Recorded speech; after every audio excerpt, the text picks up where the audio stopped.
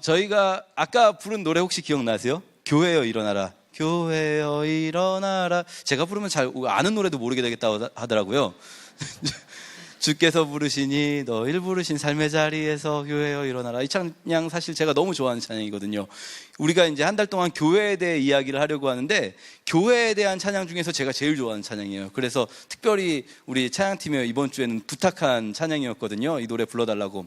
이 노래의 가사가 너무 좋습니다. 교회는 세상의 빛이고 어둠을 밝히는 빛이고 또 하나님의 편지고 주님을 나타내는, 우리 교회가 정말 그렇지 않습니까? 하나님께서 뭐라고 하셨냐면 그리스도를 머리로 삼고 교회를 몸으로 삼아서 하나님의 몸을, 이 몸이라는 게 뭐겠습니까? 이 세상에 임재하시는 하나님의 현현, 하나님을 보여주시기 위한 존재가 바로 교회라고 할 수 있죠. 너무나 좋은 가사인데 제가 사실 이 노래를 좋아하는 이유는 다른 부분이에요. 뭐냐면 교회여 일어나라 라는 선언이에요. 교회여 일어나라. 이게 뭘 담고 있냐면, 교회여 일어나라 라는 말 속에는 전제된 게 교회가 지금 일어나 있지 못하다라는 현실인식이 반영되어 있습니다. 교회가 지금 쓰러져 있다는 거예요. 우리를 부르신 삶의 자리에서 두려움과 실패 속에서 교회가 넘어져 있는데 그 교회를 보고 일어나라 라고 외치는 거죠. 어떤 절박함이 있는 말씀이라고 할 수 있습니다.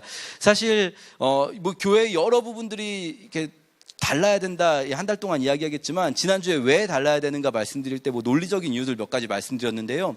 사실은 교회가 달라야 되는 감정적인 이유를 좀 말씀드린다면 절박함입니다. 이대로는 안 된다라는 어떤 절박함이 우리 안에 있습니다. 그래서 이대로는 안 되고 다른 게 어떤 게 정답인지는 모르지만 해보자라는 거죠. 그 절박함을 가지고. 그렇게 가장 절박한 부분 가운데 하나가 교회의 사역, 여러 사역 중에서 바로 오늘 이야기할 자라가기, 교육이라는 부분일 겁니다. 왜 절박하냐면 우리의 교회 교육이 실패했다라는 정말 반성적인 현실인식이 있는 거죠. 사실 교육은요, 교회 교육뿐이 아니라 우리 대한민국 모두가, 대한민국의 어떤 사회든 가정이든 어느 분야든 교육에 대해서 우리는 정말 냉정하게 평가한다면 실패했다, 우린 다음 세대들에게 제대로 된 교육을 주지 못했다라고 생각할 수밖에 없을 것 같아요.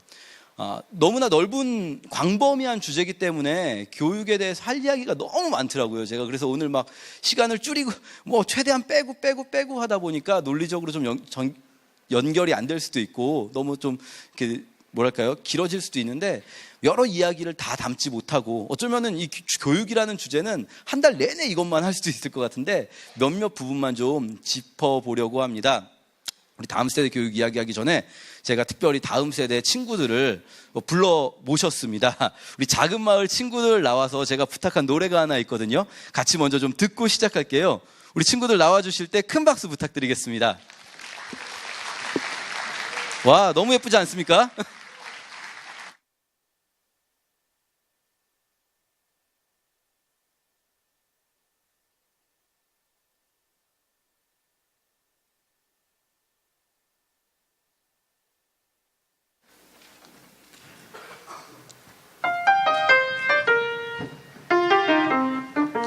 네모난 침대에서 일어나 눈을 떠보면 네모난 창문으로 보이는 똑같은 풍경, 네모난 문을 열고 네모난 테이블에 앉아 네모난 조간 신문 본 뒤 네모난 책가방에 네모난 책들을 넣고 네모난 버스를 타고 네모난 건물 지나 네모난 학교에 들어서면 또 네모난 교실, 네모난 칠판과 책상들, 네모난 오디오, 네모난 컴퓨터, TV, 네모난 달력에 그려진 똑같은 하루를 의식도 못한 채로 그냥 숨만 쉬고 있는 것. 주위를 둘러보면 모두 네모난 것들 뿐인데 우린 언제나 듣지 잘나가는 멋진 이 맛에 사은 둥글게 살아야 해.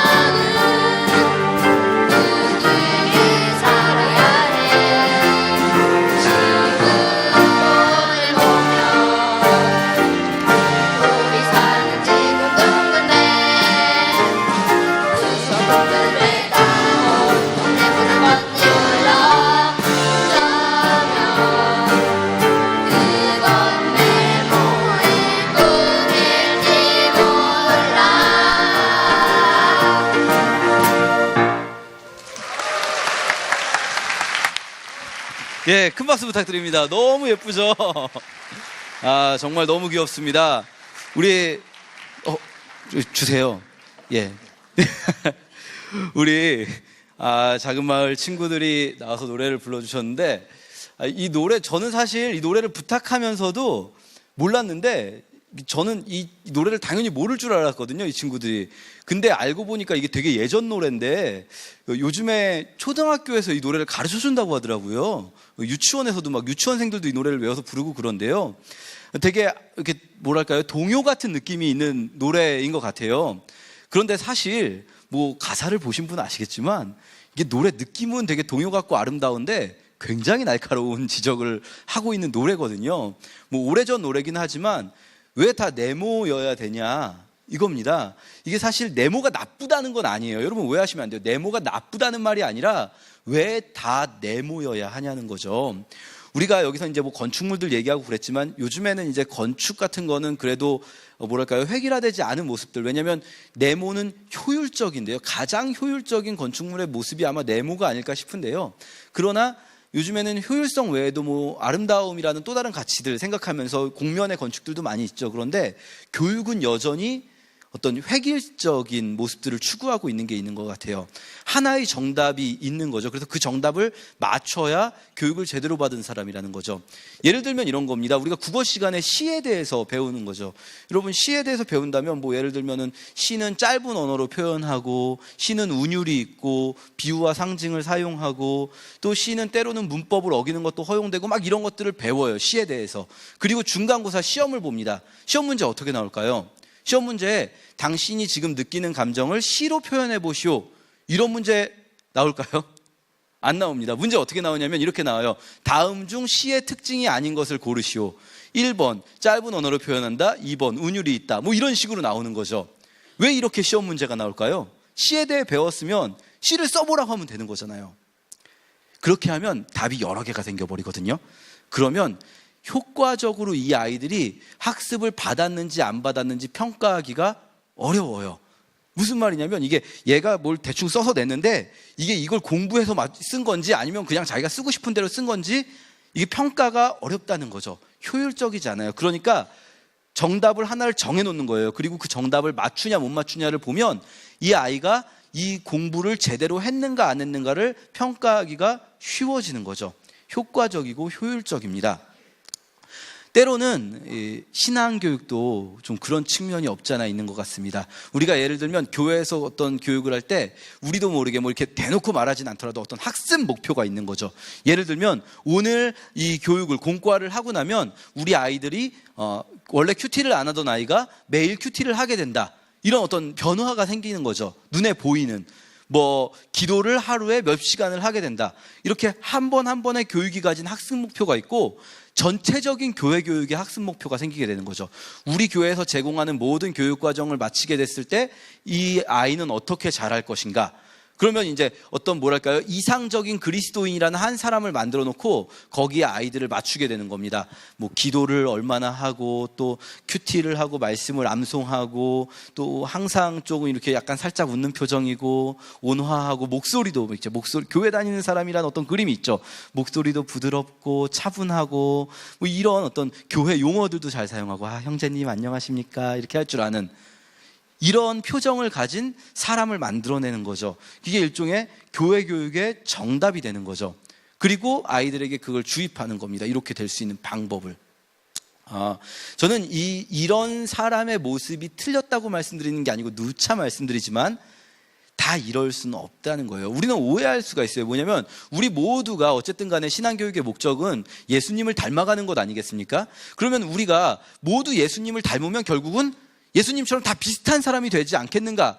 라는 생각을 할 수 있어요. 바꿔 말하면 믿음이 좋아지면 다 비슷해진다는 거죠. 믿음이 좋아지면 다들 이렇게 웃으면서 안녕하세요 형제님 하하하하 이렇게 웃으면서 다니는 교회 다 그런 사람들이 이제 모여 있으면 아주 성숙한 그리스도인들의 모임이 된다라는 생각을 할 수 있다는 거죠. 그러나 여러분 한번 생각해 보죠.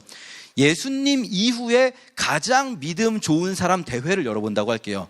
예수님 이후로 기독교 신앙이 가장 좋은 사람 대회 결승전에 가면 누구랑 누구가 붙을까요?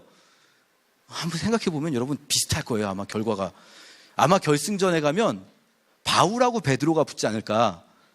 예수님 이후로 가장 믿음 좋은 사람 대회. 요한이 약간 낄 수도 있겠지만 뭐 요한은 아마 준결승전 정도에서 떨어지지 않을까. 제 나름대로 그냥 농담 삼아 한다면 베드로하고 바울은 정말 믿음이 가장 좋은 사람이라고 말할 수 있는 사람들이거든요. 그런데요, 이 사람들 우리 잘 알지만 성격이 전혀 다른 사람들이에요. 비슷하지 않아요. 한 가지만 예를 들어 볼게요. 한 장 넘겨주시면 베드로는요, 어디 이동을 할 때 이 사도행전에 보면 베드로가 이동하는 게 나오는데 루다라는 도시에서 애니아라는 사람을 고쳐줬어요. 그리고 루다에 그냥 있어요. 그냥 있는데 옆에 있는 요빠라는 도시에서 사람들이 와서 베드로를 데리고 가요. 선생님 우리 도시에 좀 와주세요. 그래서 요빠로 갑니다. 그래서 도르갈 고쳐주고 또 그냥 요빠에 있어요. 그런데 그 위에 있는 가이사랴라는 도시에서 또 사람들이 와가지고 베드로를 데리고 가요. 선생님 저희 가이사랴에 있는 고넬료 집에서 왔는데 좀 와주세요. 이러면서 이동하는 거죠. 무슨 말이냐면 베드로는요, 이 여행에 계획이 없어요.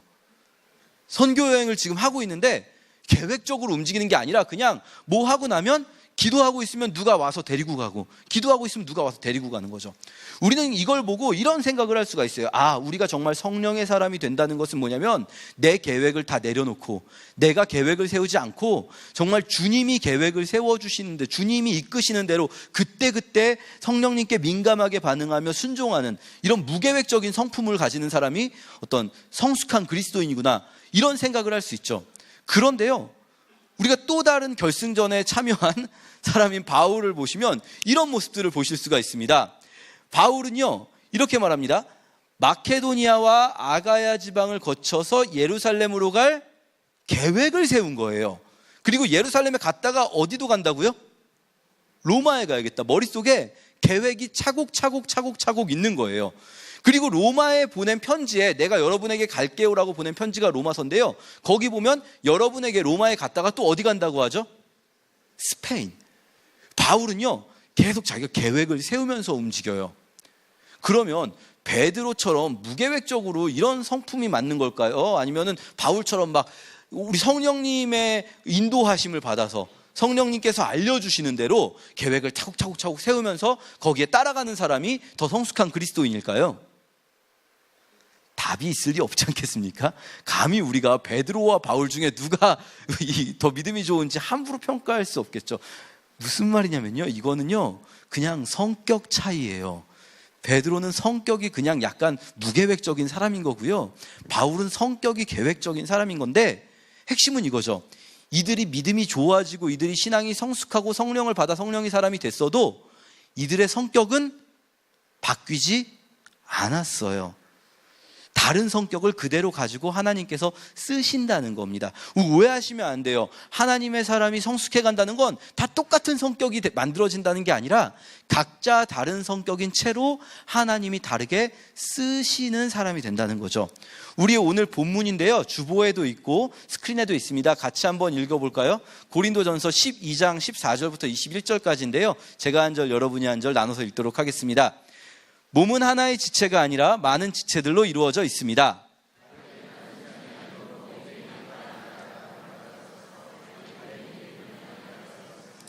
귀가 나는 눈이 아니므로 몸의 일부가 아니다라고 말한다고 해서 몸의 일부분이 아니라고 하겠습니까?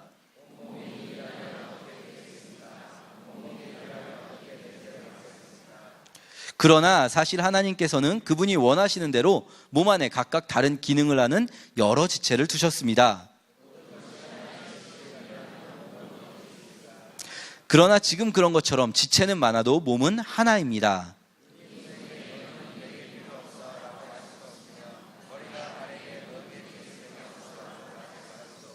아멘. 이 말씀은 물론 1차적으로는 교회 안에서의 직분과 역할에 대한 말씀이지만 이 말씀 충분히 확장할 수 있습니다. 그리스도인들이 어떤 사람은 눈처럼 되고 어떤 사람은 귀처럼 될 수 있다는 겁니다. 어떤 사람은 손이 되고 어떤 사람 발이 될 수 있는데, 야 너는 왜 손이 안 되고 발이 됐냐라고 따질 수 없다는 거죠. 거꾸로 모두가 다 똑같아져 가지고 다 눈이 된다면 귀는 어디가 되겠습니까? 이렇게 말하고 있는 겁니다. 이건 마치 음악과 비슷해요. 음악이 아름다운 이유는 뭘까요? 제가 이제 음치라는 이야기를 많이 듣는데요, 제가 노래를 저 나름대로는 잘한다고 생각합니다. 네모난 침대에서 일어나 눈을 떠보면 네모난. 근데 저의 노래를 듣는 많은 분들이 뭐라고 하시냐면 제 노래를 들으면 노래를 알던 것도 모르겠대요. 왜 그러냐면 음이 다 똑같다는 거예요. 음이. 그러니까 노래가 아름답지가 않은 거죠. 노래가 아름다운 이유는 뭘까요? 도레미파 솔라시도 중에 어떤 음이 제일 아름다운 음일까요? 그런 거 없습니다. 음 하나만으로 아름다울 수 있는 음이 어디 있겠어요? 아니죠. 솔 아름다울 리가 없죠.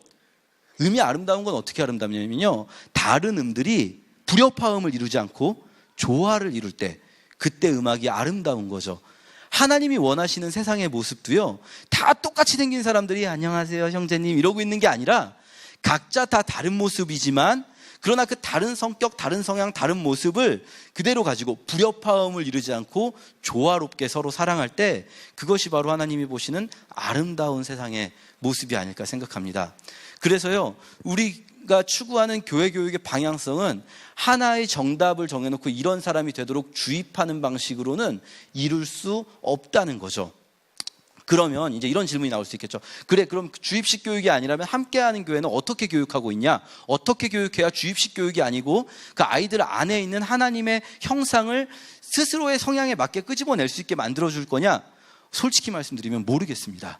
솔직히 아마 그 답을 가지고 있는 사람은 없을 것 같아요. 그러니까 우리가 다른 걸 해보는데, 일단 우리가 하고 있는 건 뭐냐면, 우리 교회의 비전랜드 선생님들이 하시는 건 아이들하고 놀아주시는 거예요. 막 재밌게 놀아주시죠. 그러다 보니까 이런 오해를 받습니다. 함께하는 교회는 이 다음 세대 사역을 뭐 아이들을 말씀으로 교육하고 이런 데는 별로 관심이 없고, 또 아이들이 어차피 교육해봐야 뭐 애들이 뭐가 되겠냐 이런 생각을 하면서, 함께하는 교회의 이 비전랜드는 어른들이 예배 드리시는 시간 동안에 어른들 예배에 집중하실 수 있도록 아이들하고 같이 놀아주는 그런 기관이다라는 오해를 종종 받습니다. 그러나 여러분, 결코 그렇지 않습니다. 그런 이유 때문에 애들하고 놀아주고 있는 게 결코 아닙니다. 함께하는 교회 비전랜드를 소개하는 글이 있습니다. 책자도 있고요, 저희 홈페이지도 있는데요, 혹시 읽어보신 분 없겠지만 저희 홈페이지에 함께하는 교회 비전랜드를 소개하는 첫 번째 문장이 이렇습니다. 넘겨주시죠. 함께 공동체는 다음 세대를 섬기는 기관들이 교회의 타가소가 되기를 원하지 않습니다. 다음 문장이 더 중요해요. 다음 세대의 구성원들이 주체가 되어 그들의 눈에 맞춘 배움과 그리스도의 제자로 자라는 것을 목표로 합니다. 그들이 주체가 될 수 있게 해주기 위해서, 그들이 그냥 막 교육을 주입받는 대상이 아니라 스스로가 내가 뭐 아이들이 그걸 의식하고 있지 못하더라도 무의식 중에라도 내가 신앙인이라면 어떻게 해야 될까를 찾아갈 수 있도록, 그 길을 스스로 찾아낼 수 있도록 도와주는 것을 목표로 합니다. 어떤 분들은 이렇게 오해하실 수도 있어요. 어떤 분들은 이렇게 말씀하십니다. 하나님의 말씀은 능력이 있어서 애들에게 그냥 일단 주입하더라도 세상의 지식과 달리 하나님의 말씀은 살아계시고 운동력이 있어서 이 말씀이 아이들을 막 움직이셔서 어떻게든 일단 주입시켜 놓으면 아이들이 말씀대로 자라게 될 거다, 이렇게 주장할 수 있습니다. 틀렸다는 이야기는 아닙니다. 그러나 저도 하나님의 말씀을 정말 사랑하지만, 말씀이 아이들에게 전달되는 방식은요, 말씀은 분명히 아이들에게 전달이 된다면 그때부터 일하시겠지만, 전달되는 방식은 주입식일 수 없다고 생각합니다. 같이 한번 베드로전서 5장 3절 읽겠습니다. 같이 읽겠습니다. 시작. 맡은 자들에게 주장하는 자세를 하지 말고 양무리의 본이 되라. 베드로전서 5장 말씀은요, 교회 지도자들에게 베드로가 어떻게 교회를 이끌 것인지, 어떻게 교회의 성도들을 가르칠 것인지 이야기하시는 부분인데요, 지도자들이 성도님들을 가르칠 때 이렇게 해라 저렇게 해라 주장하는 자세, 지배하는 자세로 하지 말고 본이 되라는 겁니다. 말씀이 어떻게 전달되냐면요, 말씀으로 살아가는 사람의 모습을 통해서 말씀이 전달이 됩니다. 그래서요, 저희 함께하는 교회 비전랜드에서 선생님들께 무슨 교사 세미나를 하건 언제건 꼭 부탁드리는 게 있어요. 뭐냐면요, 아이들에게 공과 그거 준비하시느라고 스트레스 받지 않으셔도 되고, 공과 말씀을 잘 못 전하셔도 괜찮으니까 아이들 앞에서 행복한 그리스도인이 어떤 모습인지 보여주세요. 교회 주일날 아침에 올 때 정말 교회 가고 이 아이들을 만나는 게 기대되고, 이 아이들을 너무 만나고 싶었던 그런 모습을 꾸민다고 되는 거 아닙니다. 억지로 한다고요. 애들 눈치 있어서 다 알아요. 진짜로 그렇게 행복한 그리스도인이 되어주세요. 우리가 말씀으로 살아가면서 신앙인으로 살아가면서 내가 행복하고 내가 복음 안에서 자유함을 누리고 그 복음의 능력을 누리면서 살아갈 때 나를 보는 아이들이 아, 신앙인은 저런 거구나 하면서 자기가 선택할 수 있게 되는 거죠. 나도 저런 신앙인을, 저런 복음을 맛보고 싶다라고 아이들은 깨닫게 됩니다. 이것은요, 꼭 교회에서만 일어나는 일이 아닙니다. 사실 신앙교육은요, 교회가 주체가 될 수 없어요. 신앙교육뿐 아니라 어떤 종류의 교육이든 학교나 학원이나 교회 같은 외부 기관이 주체가 되어서는 안 됩니다. 아이들 교육은요, 부모님이 주체가 돼야 합니다. 이 말은 뭐냐면요, 아이들의 신앙교육 부모님이 하셔야 되는데요, 부모님이 어떻게 해야 아이들의 신앙교육을 할 수 있을까요? 아이들 데리고 가정 예배를 드리고, 뭐 아이들에게 말씀 암송을 시키고, 뭐 아이들하고 뭐 밥 먹기 전에 기도를 하고 다 좋습니다. 다 좋은데요, 그 전에 선행돼야 될 게 있어요. 그게 뭐냐면 부모님이 먼저 아이들에게 보여주셔야 돼요. 예수를 믿는 내가 예수를 믿음으로써 어떤 변화를 겪는지, 내가 예수를 믿는 내가 정말 예수님 안에서 행복하고 예수님 안에서 복음의 능력으로 살아간다는 것. 때로는 뭐 삶의 어려움들이 있더라도, 뭐 재정적인 어려움 왜 없겠습니까? 그러더라도 그것들이 내게 정말 문제가 되지 않는다는 걸 보여줄 수 있어야 그게 복음의 능력인 거죠. 바꿔 말하면 뭐냐면요, 아이들은 이렇게 보는 겁니다. 교회 다니는 우리 엄마가 교회 안 다니는 내 친구네 엄마보다 더 불행해 보이고 더 짜증을 많이 내면 이 아이에게는요, 교회는 아무 능력이 없고 아무 도움이 안 되는 곳인 거예요.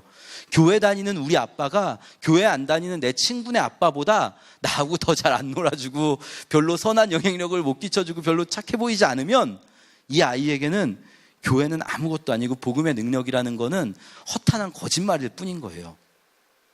복음은요, 말로 전달되는 것이 아니라 눈으로 보여지는 것이 될 수 있습니다.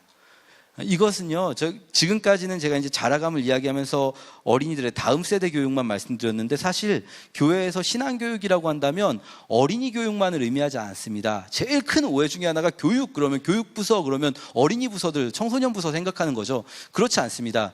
우리 모두가 계속해서 양육받고 자라가야 합니다. 왜냐하면 우리 중에 누구도 예수님 닮은 모습이 완전히 이루어졌다라고 말할 수가 없기 때문에 우리는 계속해서 주님 안에서 자라가야 되거든요.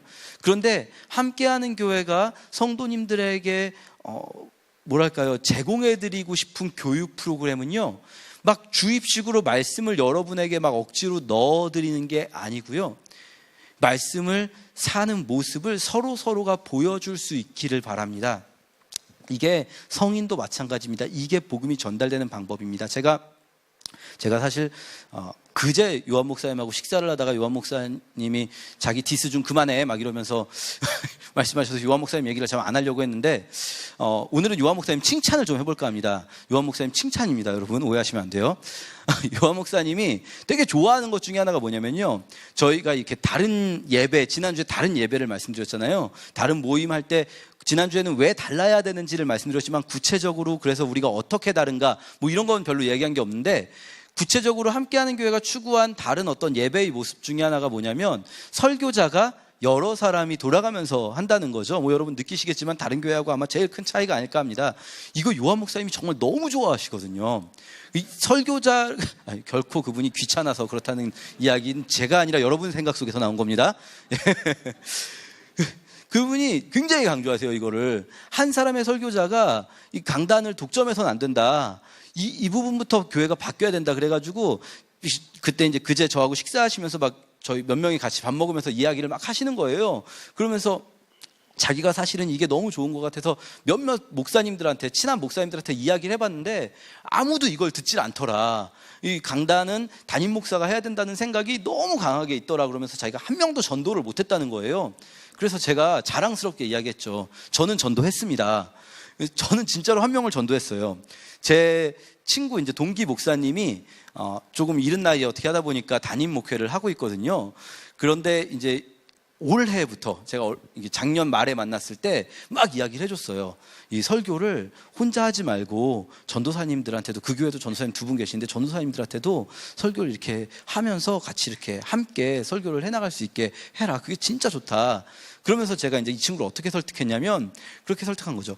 내가 보니까 우리 교회에서 제일 인기 많은 사람이 누구냐면 대표 목사님, 요한 목사님이다.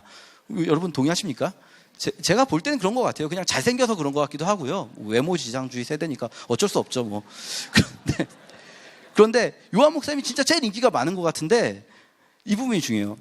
내가 보기에는 이분이 별로 잘하는 게 하나도 없다. 별로, 칭찬이에요, 여러분. 끝까지 들어주셔야 돼요. 칭찬하는 거예요. 별로 잘하는 게 하나도 없는데, 근데 왜 성도님들이 이분을 좋아하는가 보니까 이분이 막 무슨 뭐 설교를 엄청 잘하고 무슨 뭘 엄청 잘해서가 아니라 이렇게 그냥 설교를 돌아가면서 하는 것 하나가 성도님들한테 욕심을 버리십시오라고 100번 말하는 것보다 자기 욕심을 버리는 하나의 행동으로 보여주는 게 훨씬 더 강력한 메시지가 되고, 그렇게 해서 다른 사람들이 때로는 뭐 더 멋진 설교를 하는 것 같아 보여도 성도님들은 요한 목사님의 그런 어떤 뭐랄까요, 욕심 없는 모습을 보고 좋아하더라. 바꿔 말하면 설교보다 그 메신저의 삶으로 보여지는 게 훨씬 강력하더라. 이 이야기를 했더니 이 친구가 이제 설득이 됐어요. 그래서 올해부터는 그 교회에서 이제 전도사님들하고 돌아가면서 설교를 해보겠다는 거예요. 근데 이제 중요한 부분은 이 부분이 아니라, 제가 이 얘기를 밥 먹으면서 요한 목사님한테 하니까 요한 목사님도 또 성격이 급해가지고 주가까지만 듣고 막 또 내 디스하고 다녔어 막 이러시는 거예요.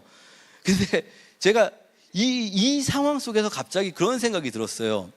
뭐냐면 제가 얼마 전에 목사 안수를 받았잖아요. 목사 안수 받고 나서 많은 선배 목사님들께 그런 이야기 들었습니다. 목사 됐다고 교만해지지 말아라. 목사 됐다고 어떤 권위적이 되지 말아라. 권위의식 갖지 말아라. 뭐 이런 이야기를 정말 많이 들었거든요. 근데 놀라운 건 뭐냐면 이렇게 말씀해 주시는 분들이 되게 권위적인 분들이셨어요. 되게 저를 이렇게 한참 아래로 깔아보면서 알려주는 거죠. 자신의 목회 경험을 통해서 권위적이 되지 말아라. 자기는 되게 권위적인데. 그런데 그렇게 수없이 많이 권위적이 되지 말아라는 말씀을 들었을 때는 한 번도 감흥이 없다가, 정말 제가 요한 목사님 앞에서 나이 차이도 많이 나잖아요. 까마득하게 어린 후배 목사가 목사님한테 잘하는 거 하나도 없다 뭐 이런 이야기를 하는데, 밥 먹으면서 웃으면서 또 내 디스하고 다녔어 이렇게 말하는데, 100마디의 권위적이 되지 말라는 말보다 훨씬 더 내 마음에 와닿는 거죠. 제가 딱 그 순간 그런 생각이 들었어요. 나도 이렇게 권위적이지 않은 사람이 되고 싶다. 나도 이렇게 나보다 막 정말 10수년 더 어린 사람들이 나한테 이렇게 장난처럼 이야기할 수 있는 그런 목회자가 되고 싶다. 그러면서 저도 한 가지를 또 배우고 교육을 받았습니다. 말씀이 이렇게 삶으로 보여지는 그런 교육을 함께 공동체는 추구해요. 그런데 이거는요, 사실 굉장히 비효율적이고 느려요. 함께 공동체가 사실은 교육 과정이 굉장히 많아요. 어떤 분들은 함께 공동체에 대해서 성경 공부반 왜 성경 공부 안 합니까? 이렇게 말씀하시는데요. 사실 알고 보면 저희가 성경 공부가 얼마나 많냐면, 매주 화요일 저녁에는 물론 저희가 직접 하진 않지만 협력단체인 느헤미야에서 화요일 저녁에 강의가 있고요. 수요일 오전 성경 공부반 있고요. 수요일 저녁에는 7개의 성경 공부 클래스가 돌아가고요. 목요일 오전에는 마더와이즈가 있고요. 또 올해는 또 파더와이즈라는 걸 해보려고 하신다고 하고요. 금요일에는 지금 어성경이 읽어지래라는 뭐 그런 소그룹 성경 공부를 하시는 분들도 있어요. 굉장히 다양한 성경 공부 클래스가 있는데 왜 이렇게 많이 차려놓냐면요, 하나 만들어 놓고 여러분 이거 나오십시오라고 푸시해가지고 강압적으로 모이게 하면요 훨씬 편해요. 솔직히 저희 성경 공부 중엔 이번 주부터 수요일 찾아가는 성경 공부 시작했는데요, 어떤 지역은 2명 오셨어요. 2명. 그런데요, 준비하는 사람 입장에서는 2명이 오든 100명이 오든 1000명이 오든 똑같이 준비해야 되거든요. 에너지는 똑같이 들어가요, 준비하는 사람은. 그런데 그거를 한꺼번에 여러 명 모아놓고 하는 것보다 훨씬 힘든 게 여러 클래스를 만드는 거거든요. 근데 저희는 그렇게 하는 이유가 뭐냐면요, 강압적으로 억지로 나오시는 거는 진짜 우리가 추구하는 성숙의 방향이 아니기 때문이에요. 저희는 밥상을 차려드려요. 그러나 스스로 선택하시길 기다립니다. 기다리다 보니까 굉장히 느려요. 효율적이지 않고 어떤 경우에는 정말 이 교회에서는 도저히 영적 성장이 일어나지 않는 것처럼 보일 때도 있습니다. 많은 분들이 그런 지적을 하십니다. 함께하는 교회 나도 좀 가봤는데 함께하는 교회는 그냥 쉬기에는 좋고 좀 이렇게 상처받은 거 회복하기에는 좋은데 거기는 성숙하기에는 좋지 않아. 아마 여러분 중에도 그렇게 생각하시는 분들이 계실 수 있을 것 같아요. 맞는 부분이 분명히 있습니다. 우리 그거 아니라고 말은 못하겠어요. 그런데 왜 그렇게 더디고 느리냐면요, 기다리기 때문이에요. 우리 오늘 이 말씀만 드리고 마치려고 하는데요, 함께하는 교회가 추구하는 자라감의 키워드는 기다림입니다. 기다려주는 거죠. 왜냐하면 예수님도 자신의 제자들을 기다려주셨거든요. 여러분 오해하시면 안 되는 게 다른 교회 막 강압적으로 이렇게 막 푸시하는 거 틀렸다고 말씀드리는 게 아닙니다. 다른 교회 분들하고 싸우시면 안 돼요. 가가지고 막 니네 교회는 너무 푸시하니까 틀렸어. 예수님은 기다리셨잖아. 아니 예수님 또 다른 방법도 있으셨어요. 그냥 이런 방법도 있다는 거예요. 여러분이 막 함께하는 교회를 주장하면서 싸우시면 저희는 나중에 여러분 모른다고 할 거예요. 그분 저희 모르는 분인데 잘못 들으신 것 같아요. 이렇게 싸우시면 안 돼요. 핵심은 뭐냐면 이런 방법도 있었다는 거예요. 예수님의 사역 중에서 우리가요 복음서들을 비교하다 보면 특히 마태, 마가, 누가복음은 예수님의 사역을 공통된 관점으로 거의 같은 맥락에서 서술하고 있거든요. 그런데 약간 차이가 있는 부분들을 우리가 볼 수가 있어요. 하나 넘겨주시면 예를 들면 이런 건데요, 지금 이 말씀 사실은 같은 맥락의 같은 문장입니다. 예수님께서 마지막으로 예루살렘 올라가실 때 하신 말씀인데요, 이 부분에서 마가복음만의 특징이 있어요. 마가복음이 강조하는 부분이 있어요. 그건 뭐냐면 보이십니까? 여러분 이거 찾으시면 수능 언어 영역 1등급 자, 이 부분이죠. 저희가 놀라고 눌러주세요. 쫓는 자들은 두려워하더라. 저희가 놀라고 쫓는 자들은 두려워하더라. 이거 마가복음에만 있어요. 이게요 마가복음에 굉장히 여러 번 나와요. 무슨 말씀이냐면 제자들이요 공동체 되었으면 좋겠습니다. 때로는 답답하고 때로는 너무 더디는 것 같고 정말 여기는 영적인 성숙이 일어나지 않는 그런 교회 같아 보일 때가 너무 많지만 우리가 서로를 기다려주면서 가장 느린 사람 한 사람의 발걸음에 발맞추어서 함께 나아갈 수 있는 교회 될 수 있도록 기도를 부탁드립니다. 또 한 가지는요, 느리더라도 이 교회 안에서 반드시 예수를 닮아가는 자라감이 있는 교회 될 수 있도록 주님 우리와 함께 해주세요. 우리는 부족하지만 주님은 반드시 주님의 교회를 지키실 것을 우리가 믿습니다. 우리 이렇게 함께 기도해 주시기를 부탁드립니다.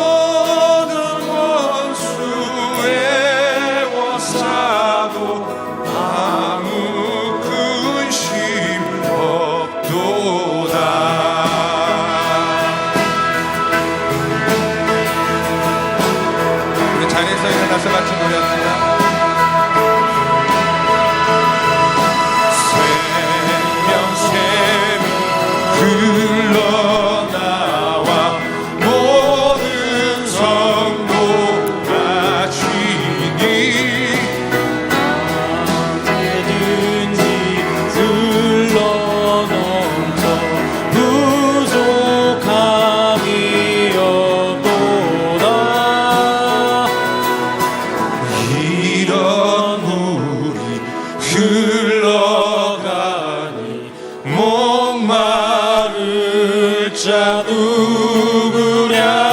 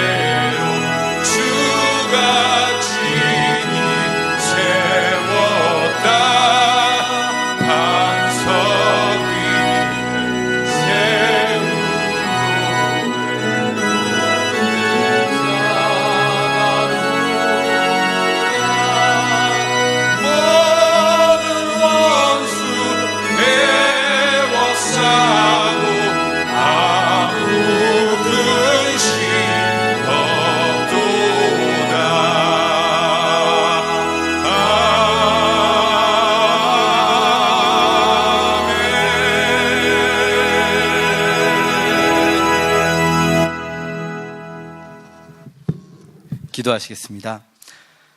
하나님 감사합니다. 주님, 저희들 주님 안에서 우리 안에 있는 하나님의 형상을 각 사람이 자신의 성품, 자신의 성향대로 그 안에서 이뤄갈 수 있도록, 그렇게 우리 모두가 정말 조화로운 음악과 같이 자라갈 수 있도록, 예수 그리스도를 닮아갈 수 있도록 주님 우리를 이끌어 주세요.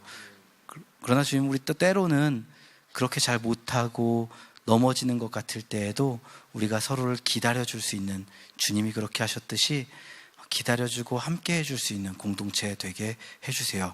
그런 교회를 만들어주실 주님을 찬양합니다. 이 자리에 계신 한 분 한 분 축복하며 예수님의 이름으로 함께 기도합니다.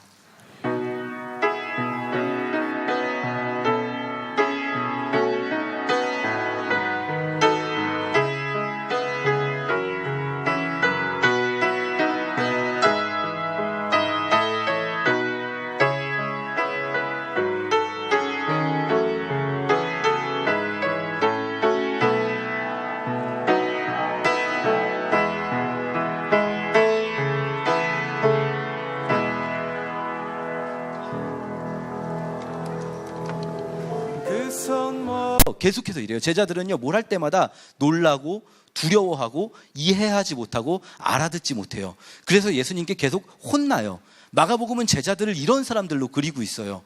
그게 특별히 강조되는 게 8장부터 10장까지, 이게 10장인데요 8장부터 10장까지 예수님이 마지막 예루살렘 올라가시는 부분이 제자들이 3번의 실패를 해요. 뭘 예수님이 알려준 것도 제대로 못하고, 그래서 예수님께 3번 혼나요. 예수님이 말씀하세요. 제자들한테 이런 귀가 있어도 듣지 못하고 눈이 있어도 보지 못하는 자들이구나 하면서 제자들을 혼내고, 제자들은 계속해서 이해하지 못하고 실패하는 자들로 그려져요. 그 8장부터 10장의 맨 앞부분에 이런 에피소드, 이거는 마가복음에만 나온 에피소드인데요, 이런 에피소드가 있습니다. 벳세다의 맹인 사건이에요. 이 사건 아실 수도 있는데요, 예수님이 맹인을 치료해 주시는 사건이죠. 눈이 안 보이는 자에게 침을 뱉으시고 안수해 주시고 기도해 주세요. 그래서 뭐가 보이니 했는데 사람들이 보이는데 사람이 다 보이진 않고 나무 같은 것들이 이렇게 걸어 다니는 게 보입니다. 이 말은 무슨 말이냐면 뭔가 희미하게 길쭉길쭉한 것들이 걸어 다니는 게 희미하게 보이는데 완전히 보이진 않는단 말이죠. 그러니까 주님이 다시 한번 기도해 주시고 그 다음에 완전히 보이게 되죠. 이 사건은 마가복음에만 있어요. 딱 이 부분, 제자들을 교육하시는 것이 강조되는 8장부터 10장의 첫 번째 에피소드로 등장해요. 이 부분, 이 에피소드 뭐가 문제인지 아시겠습니까? 이 에피소드 굉장히 이상한 에피소드예요.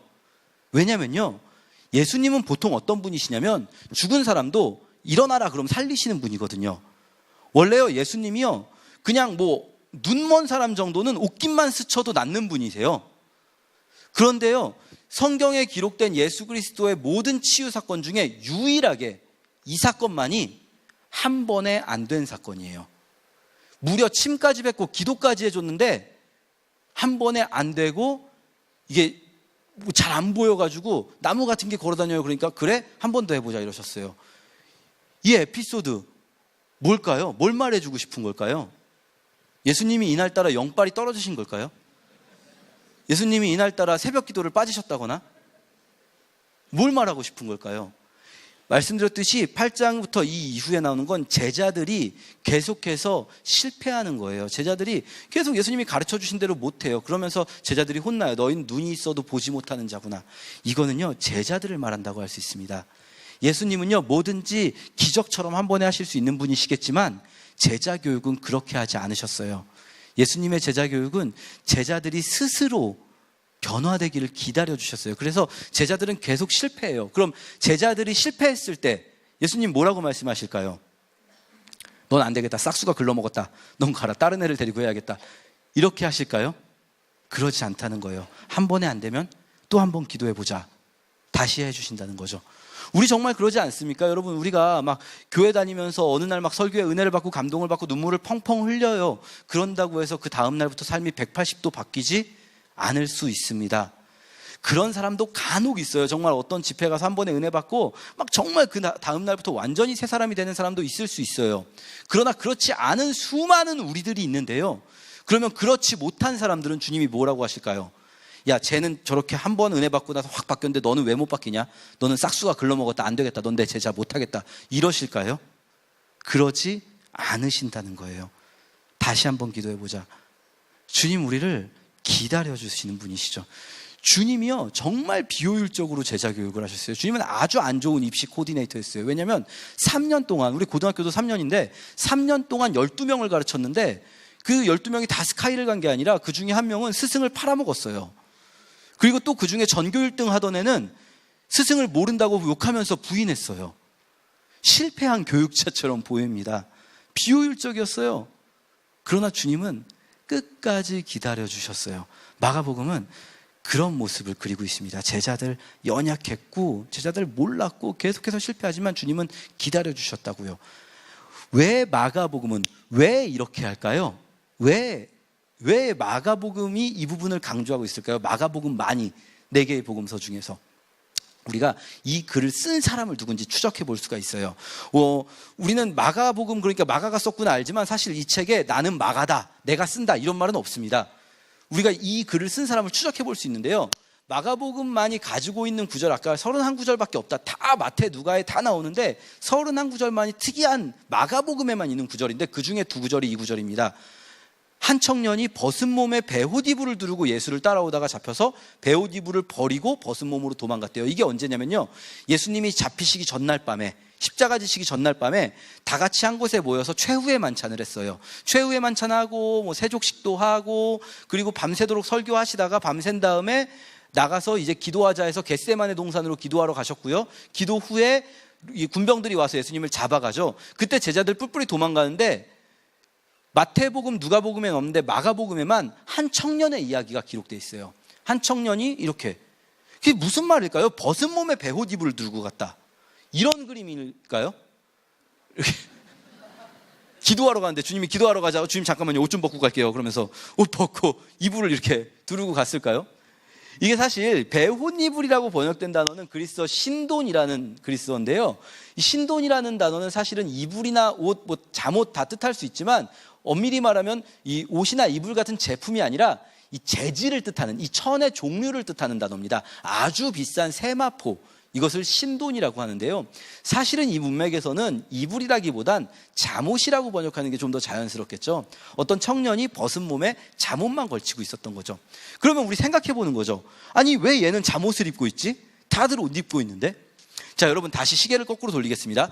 그 전날 밤에 예수님께서 어느 집에 들어가서 밤을 새셨어요. 그리고 나가자 하셨죠. 자, 여러분이 만약에 젊은 시절에 청년 때로 돌아가서 친구네 집에 가서 밤을 새는 거예요. 밤새도록 놀다가 야, 출출한데 야식 먹으러 가자 그러면서 치킨집에 나가시는 거죠. 그런데 그중에 다 옷 입고 있는데 한 명만 잠옷 입고 있는 친구가 있어요. 치킨집에서. 누굴까요? 그 집 주인이죠. 그 집 주인. 우리는요, 이 청년이 바로 이 글을 쓴 사람 자신의 이야기이기 때문에 이 글에 넣었다라고 충분히 추측할 수 있고 그런 전승을 가지고 있고요. 그리고 이 집 주인이 바로 이 글을 쓴 사람이구나. 그래서 이 집이 예수님 잡히시기 전날 밤에, 그리고 예수님 잡히신 이후에도 제자들의 아지트처럼 사용되고 제자들이 모여서 기도하던 곳이라고 알 수 있게 되는데요. 이 집이 어디인가? 마가라 하는 요한의 어머니 마리아의 집이라고 알 수 있습니다. 그래서 이 책을 쓴 사람이 마가다. 그래서 마가복음이다 라고 부르는 거죠. 자, 저희가 이 마가라는 사람을 잠깐만 추적해 볼게요. 이 사람 뭐 하는 사람이냐면, 우리가 알 수 있는 것 한 가지는 이 사람 부잣집 도련님이에요. 아까 한 청년, 어린 청년이라고 했는데, 이 어린 청년이면서 또 이 집이, 여러분 아실지 모르겠는데 이 집에 120명이 들어가서 기도할 수 있어요. 여러분 혹시 이 중에 120명 들어가서 기도할 수 있는 집 있으십니까? 막 빽빽하게 서서 말고요. 막 콩나물 시루 말고 120명 없으시죠? 여러분보다 부자예요, 이 청년이. 120명이 들어갈 수 있는 집이고요. 사실 뭐 그거 말고도 사도행전에 보면 이 청년의 삼촌이 막 엄청난 땅 부자라서 바나바라는 삼촌이 있는데, 이 삼촌이 뭐 땅 팔아가지고 막 성도들을 위로했다, 뭐 이런 이야기들도 나와 있습니다. 부잣집 도련님이었어요. 그런데 아까 봤듯이 예수님 잡히시던 날 밤에 정말 비참하게 빨가벗고 이 젊은 어린 친구가 얼마나 막 비참했을까요? 우리는 웃길 수 있지만 이 친구는 정말 새벽같이 막 도망가면서 얼마나 무서웠을까요? 막 빨개벗고 그 새벽에 집에 도망가는 길이. 그랬던 친구였는데 이 친구가 사도행전에 또 나와요. 아까 말씀드렸듯이 이 친구는 바나바라는 사람의 조카인데, 바나바가 누구냐면 바울과 함께 최초의 전도 여행을 떠난 사람이거든요. 바나바와 바울이 전도 여행을 떠날 때 예루살렘에 살던 이 마가라 하는 요한, 이 사람을 데리고 수행원으로, 선교팀의 수행원으로 데리고 선교를 떠나요. 근데 잘 보시면 사도행전 13장 5절에서 선교를 출발하거든요. 그런데 무려 8절, 고작 8절 이후에 13장 13절에서 요한은 어떻게 하죠? 그들에게서 떠나 예루살렘으로 도망가요. 도망간 거예요, 이 친구. 이 친구 왜 도망갔겠습니까? 여러분 생각해보면 자연스럽습니다. 이 친구 부잣집 도련님인데 2000년 전에 선교여행이라는 게 막 차 타고 다니고 비행기 타고 다니고 그런 게 아니었겠죠. 막 걸어다니고 밤에는 노숙하고, 그리고 노숙하면 또 바울은 좋다고 자기는 텐트 잘 친다고 막 텐트 치고 있으면 이 친구는 막 진짜 따뜻한 집이 그립고, 그러니까 선교여행 출발한 지 얼마 되지 않아서 도망간 거예요. 선교팀에 나고자 또다시 도망가는 사람이 됩니다. 그리고 이 친구가 잠시 후에 또 나와요. 1차 전도여행을 바울과 바나바가 마치고 바울이 막 너무 신나서 우리 다시 한번 전도여행 가자, 2차 전도여행 출발할 때 이런 문제가 생깁니다. 같이 한번 읽어볼까요? 시작. 바나바는 마가라 하는 요한도 데리고 가고자 하나 바울은 밤빌리아에서 자기들을 떠나 함께 일하러 가지 아니한 자를 데리고 가는 것이 옳지 않다 하여 서로 심히 다투어 피차 갈라서니 바나바는 마가를 데리고. 바나바는 두 번째 전도여행 가려고 하는데 마가 요한 또 데리고 가자는 거예요. 왜냐하면 자기 조카거든요. 그런데 바울은 안 된다는 거예요. 걔 도망갔던 애인데 또 도망가면 어쩌려고 그러냐. 그리고 선교팀 사기 떨어지고 안 된다. 바울하고 바나바가 싸워요.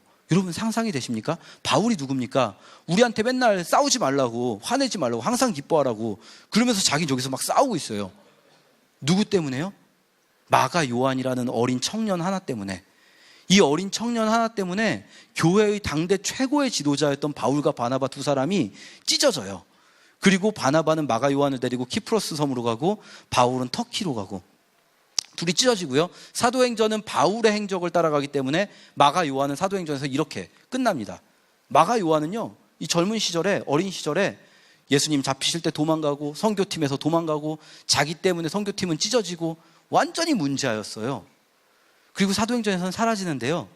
이대로 사라지면 안 좋겠지만 한 15년 후에 이 사람이 성경에 다시 등장해요. 어디서 등장하냐면요. 바울이 감옥에 있을 때 편지를 쓰거든요. 로마 감옥에서 뭐 빌립보서, 골로새서, 에베소서 이런 것들이 바울이 로마 감옥에서 쓴 편지들인데, 바울이 로마 감옥에서 쓴 편지를 마무리할 때 자기랑 같이 있는 사람들의 안부를 전해요. 그때 이런 말씀이 골로새서 4장에 나옵니다. 같이 읽어볼까요? 시작. 바나바의 사촌 마가가 여러분에게 안부를 전합니다.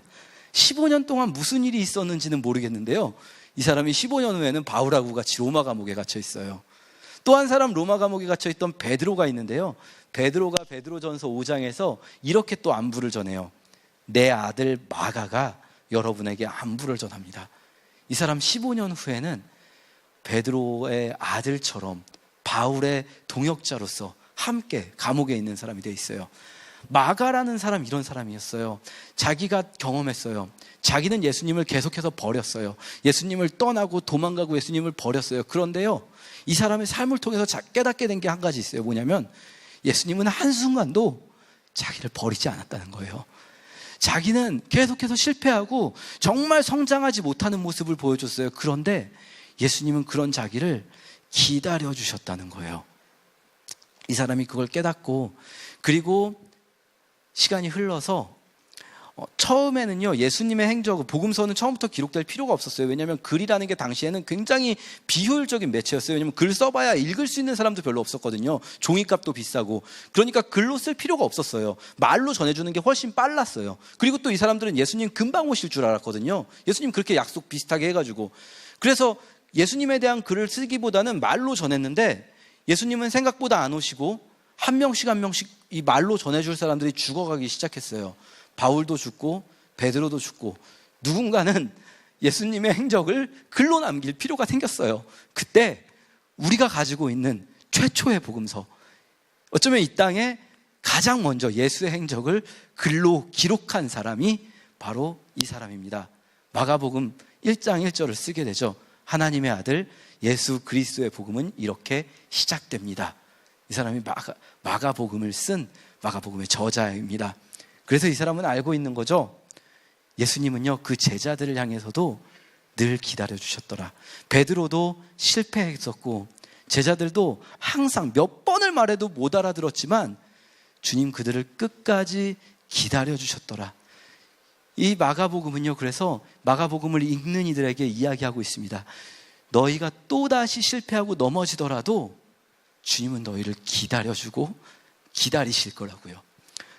여러분, 주님께서는 우리가 예수님 닮은 모습으로 성숙하길 원하십니다. 우린 반드시 성장해 나가야 합니다. 그런데요, 여러분, 우리가 때로는 그렇지 못할 때 많아요. 성숙하지 못할 때 많습니다. 괜찮아요. 주님은요, 여러분 기다려주실 겁니다. 평생이 걸리더라도 기다려주실 거고요. 우리 함께 공동체도 여러분을 기다려드리겠습니다. 우리 서로가 왜 저 사람은 저렇게 답답하게 성숙이 안 되나라고 생각하지 않고 서로 기다려주는 공동체 됐으면 좋겠습니다. 예수님처럼요. 기도하겠습니다.